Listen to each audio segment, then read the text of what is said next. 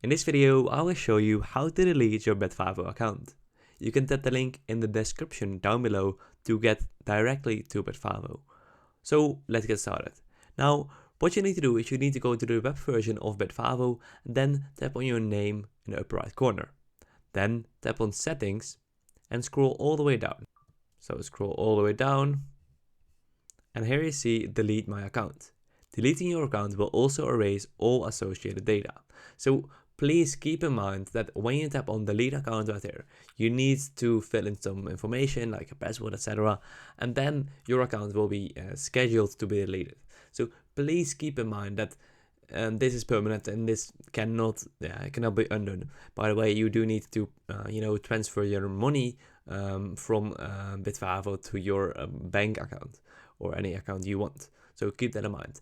Now, if you want to get started with Bitvavo and do not want to delete your account, tap the link in the description down below to get the best discounts available and the best fees available. So I hope this video is helpful. If you have any questions, just let them know down below and I will see you guys in the next video. Bye bye.